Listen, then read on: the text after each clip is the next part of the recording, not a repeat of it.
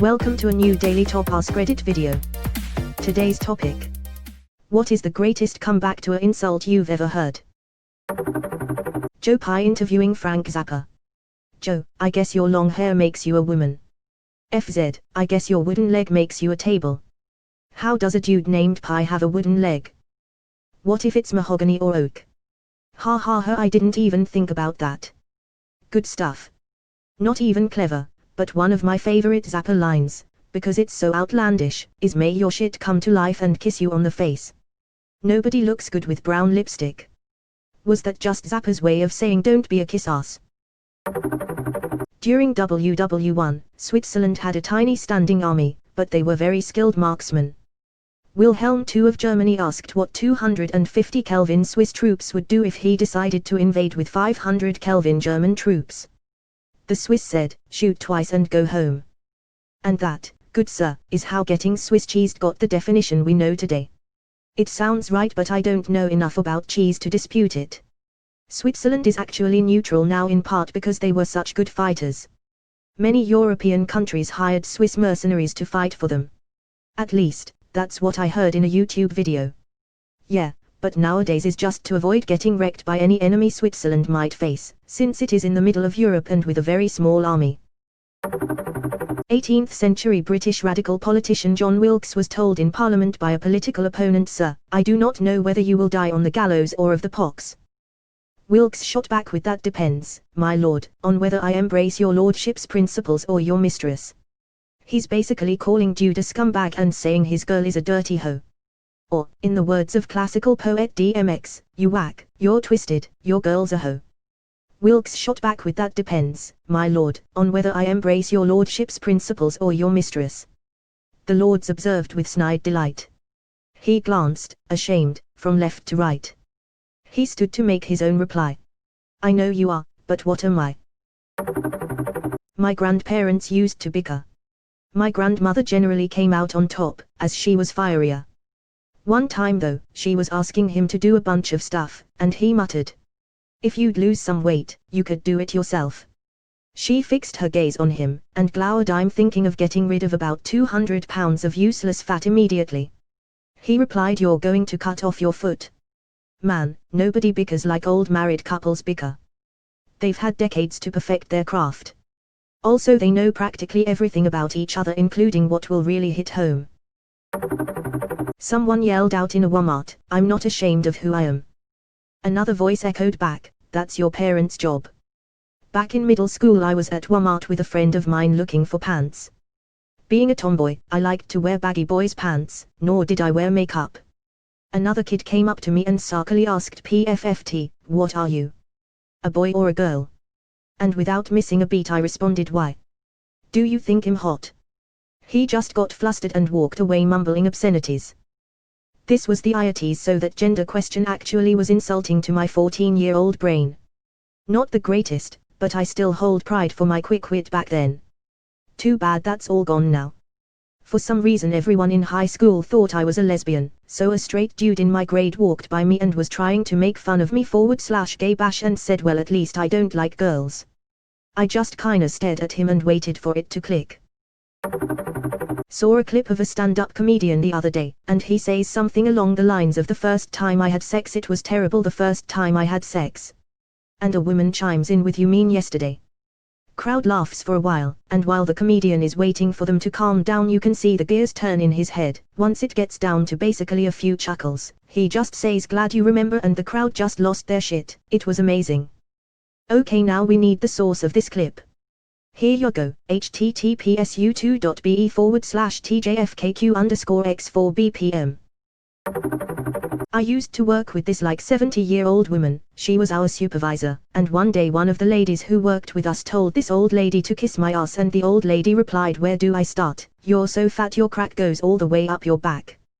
Gran, how many times do we have to tell you?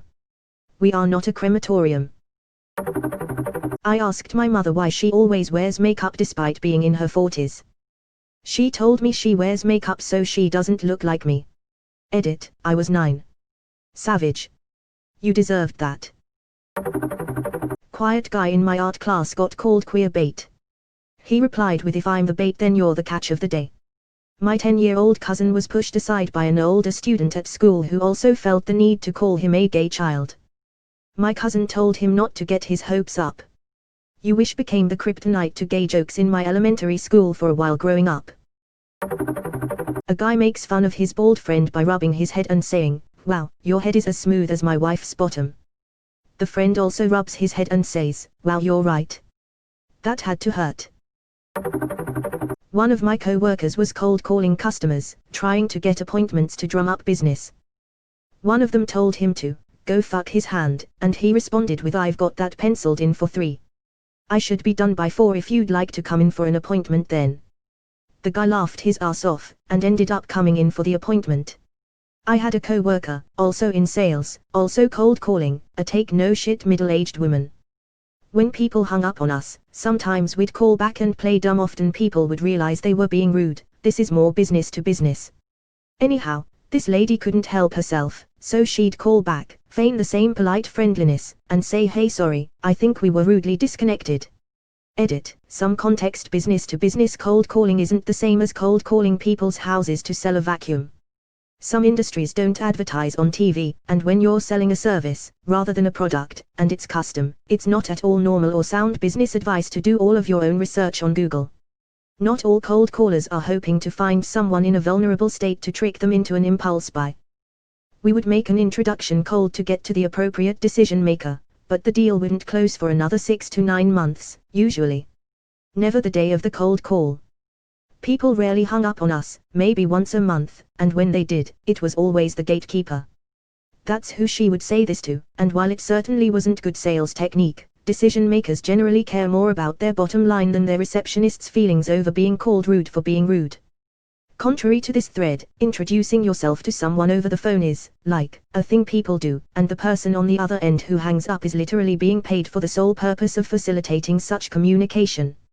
Also, assuming everyone here is employed, your paycheck relies on one of 3 things: salespeople, advertising, or taxpayers.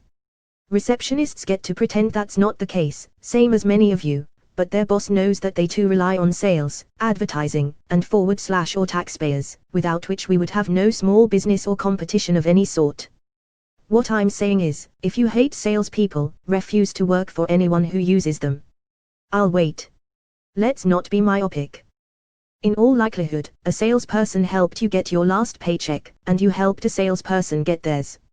Your favorite products and your favorite company came into existence by annoying people sometimes. We're all in this together, no man is an island, and it's really not that hard to treat people with respect. Winston Churchill, of course. Lady Nancy Astor, Winston, if you were my husband, I'd poison your tea. Churchill, Nancy, if I were your husband, I'd drink it. Winston, you are drunk, disgustingly drunk. Yes, madam, but you're fat.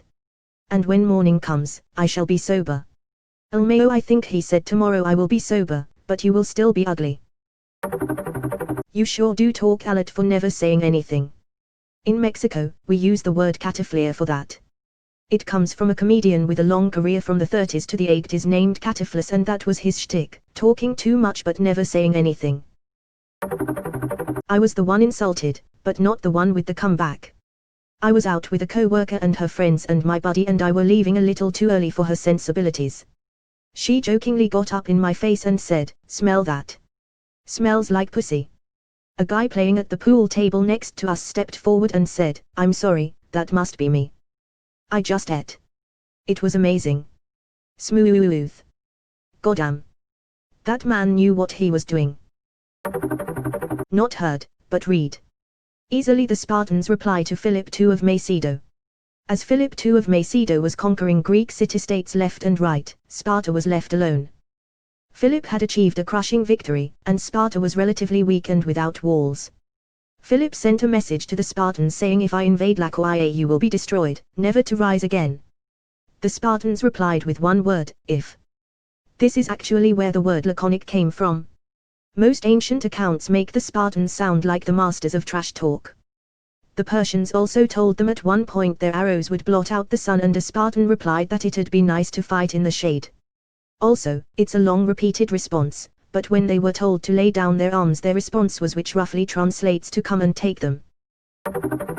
My grandma asked my cousin, who'd had lots of partners and 2 kids at this point, if she was ever going to get married. Cousin, it's not the same nowadays. We don't buy cars without test driving them first. Grandma, yeah. But they don't let you put 100,000 miles on them either.